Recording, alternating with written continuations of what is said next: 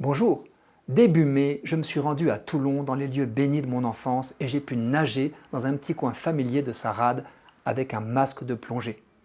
La fois précédente, j'avais été ravi d'y redécouvrir en nombre le second plus grand coquillage du monde, la fameuse grande nacre.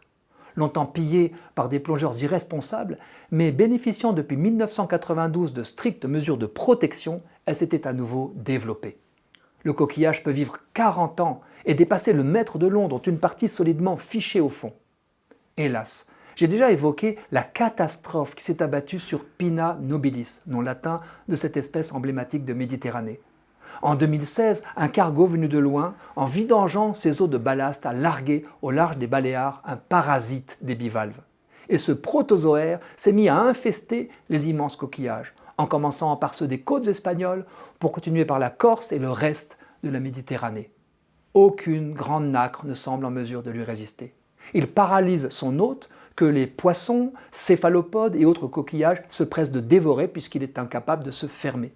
De toutes les façons, la maladie induite par le parasitage entrave l'alimentation de notre coquillage géant. La panique s'est emparée des amoureux de la biodiversité. Comment ne pas me sentir concerné par l'extinction annoncée du coquillage spectaculaire qui a marqué mon enfance? Je savais qu'il disparaissait partout en Méditerranée. Je me doutais bien que je ne le reverrais pas vivant dans ma rade. Mais de l'idée à la réalité, l'impact n'est pas le même. En mai, j'ai donc nagé et plongé au-dessus d'un cimetière de grandes nacres, coquilles ouvertes et vides, support inanimé d'une faune et d'une flore qui lentement les désagrègent. J'espérais en trouver au moins une, vivante, résistante, sauvée. Rien. Triste plongée. Alors de retour à la surface, j'ai voulu en avoir le cœur net en cherchant ce qu'en disent les scientifiques. Pour enrayer l'extinction du coquillage, la mobilisation générale est décrétée depuis une demi-douzaine d'années.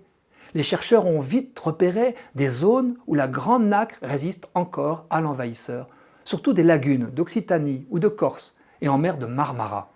La mortalité des nacres n'y est pas totale. Certaines colonies semblent même prospérer sans qu'on sache si le parasite a pu y pénétrer.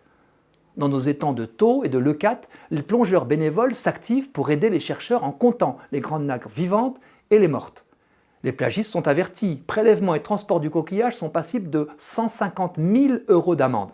Les naturalistes ont quant à eux entamé dans l'urgence des essais pour maîtriser la reproduction du bivalve, en bassins artificiels, en rapprochant mâles et femelles avant d'essayer de conserver vivantes les larves ainsi conçues. Allons-nous être capables de protéger par la science et le travail d'équipe ce que nous détruisions par maladresse ou inconséquence? On rêve qu'à terme se réimplantent des grandes nacres résistantes aux parasites invasifs.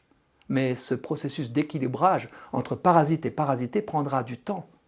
D'ores et déjà, le retard à l'extinction de la grande nacre et l'engagement de ceux qui tentent de la sauver sont de bonnes nouvelles.